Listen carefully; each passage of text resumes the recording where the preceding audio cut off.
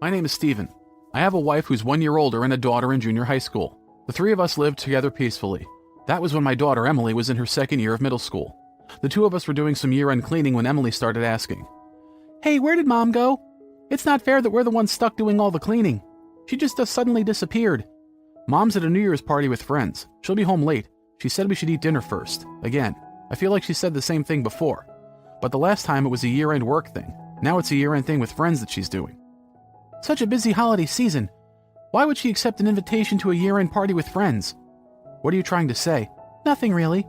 I thought she was just a more carefree person. Neither Emily nor I ever said it explicitly, but we were aware of my wife Katie's suspicious behavior. It seems that Katie, ever since my daughter started middle school, has been having an affair with some other man and hiding it from us. But Katie was a very cautious person. No matter how many times I investigated, she never slipped up. At last, I couldn't even find out the name of her lover. As time passed, Katie even abandoned her responsibilities to the house and started going out every day to have her own fun. One time, we had the following conversation. "Come on, what time do you think it is? If you're going to be late, can you at least give us a call beforehand?"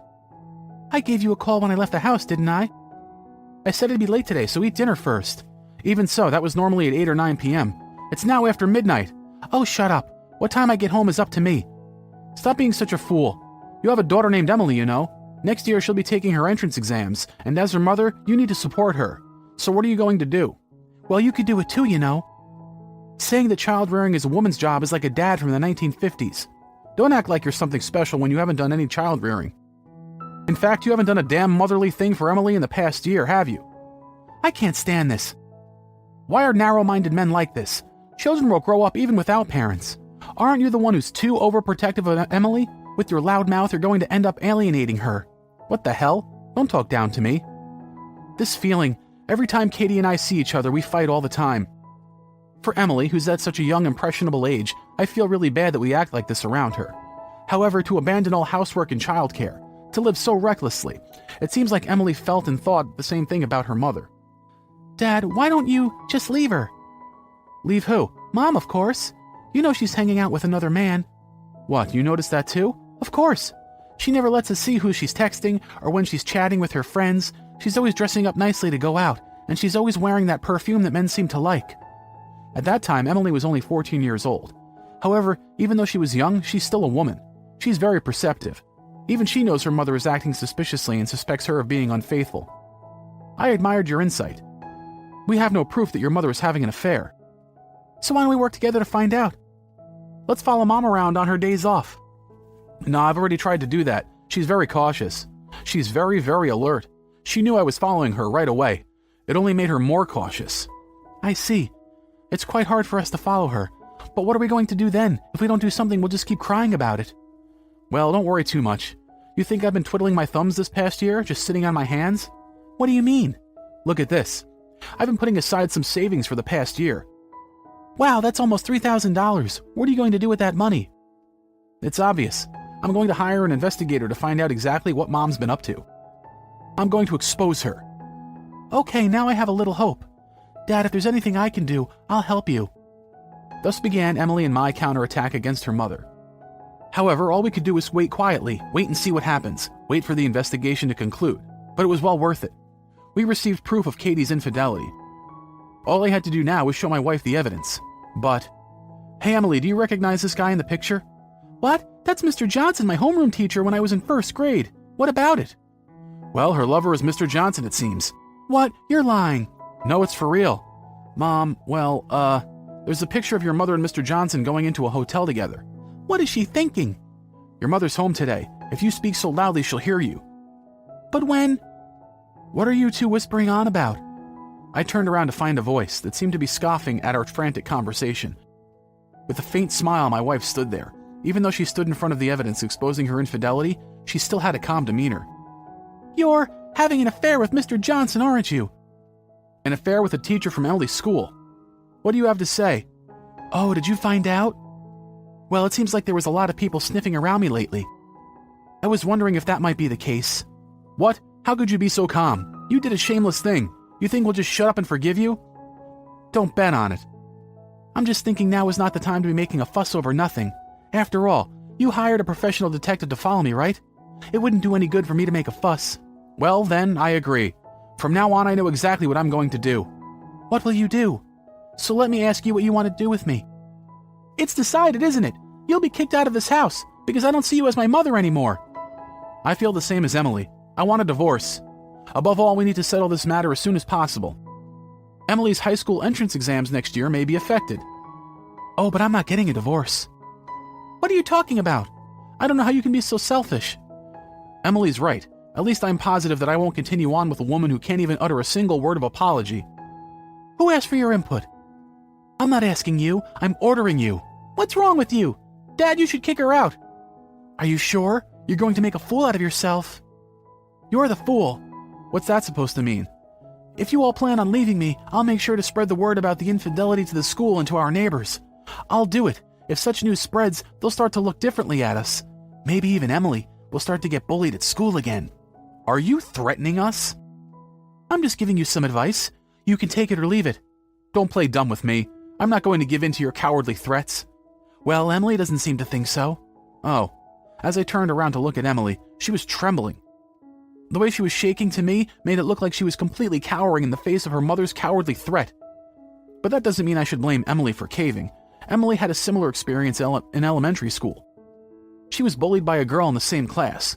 With that one word, my wife reminded my precious daughter of her past trauma. Trauma that completely sapped her of her spirit. She succeeded in taking it away again. And then the sight of Emily gripping my arm tightly while trembling made me not able to say anything else. For the next year, I had a really bad time. My wife continued having an affair with a teacher who became like a family member. As things continued on like this, sometimes things got so bad, sometimes she would spend months at the man's house. But in the meantime, all I could do as her husband, even if there wasn't anything meaning to it, was to keep collecting evidence of her infidelity.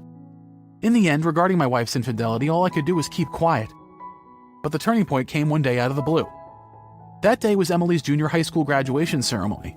At the location, I, her father, of course, was there, but also her mother was also there. I'm so happy. I can't believe that our Emily will be giving a speech on behalf of her graduating class. Ah, that's right. Usually she leaves her family behind when she's wrapped up in her affairs. I'm sure she's just trying to keep up appearances. That kind of pretentiousness will be the death of my wife. But I'll say this, I haven't given up on punishing my wife. Up to this day, this very moment we've been waiting and calmly calculating our revenge. If she were a little smarter, she would have figured it out by now. The threats my wife made a year ago only had short-term and limited effects. Look, Emily's speech is about to start. Point the camera properly. After, I'm going to brag about her to all the other wives. Yes, I know. You can brag all you want. Talk about how dumb you are. And now to continue, a graduation speech from our alumni representative. It's about to start, be quiet. As the program's MC read out the proceedings, Emily went on the stage with a microphone in her hand. Her appearance for some reason seemed slightly more mature than usual. I couldn't help but be a little moved. We are leaving this middle school today. To those who protected us, the guardians and parents who looked over us, the teachers, really thank you so much. All around me I could already hear the tearful voices of the other parents. Glimpsing at my wife, she seemed overtly proud. Don't put on that face like you actually raised her so well, I muttered to myself.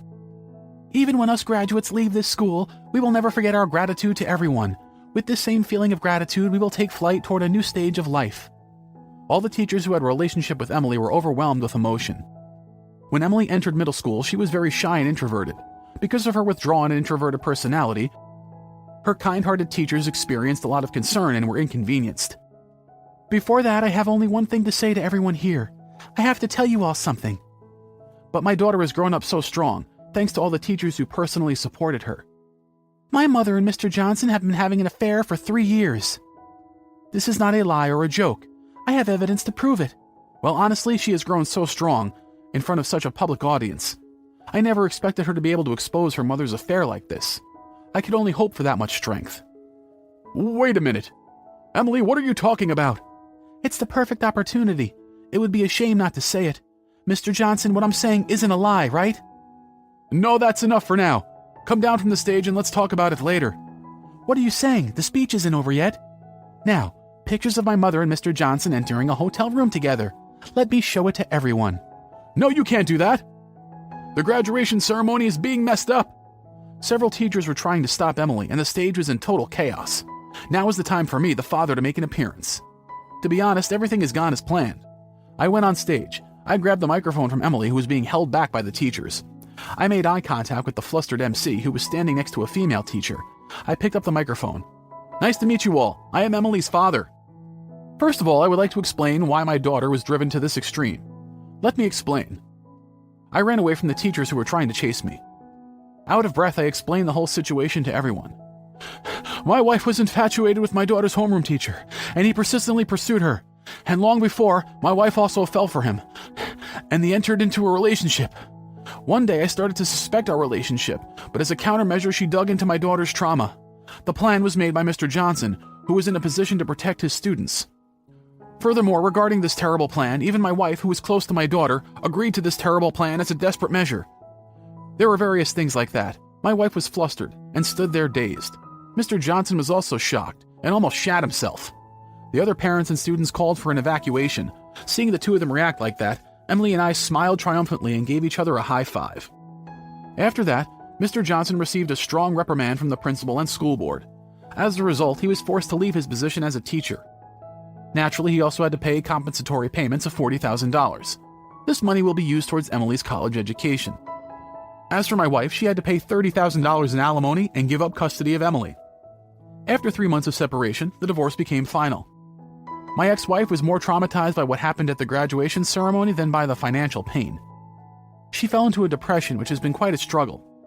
Currently, she's receiving treatment at a psychiatric hospital and trying to return to normal, though I'm not sure when that will happen. The only issue is I'm wondering if my daughter will be bullied over this.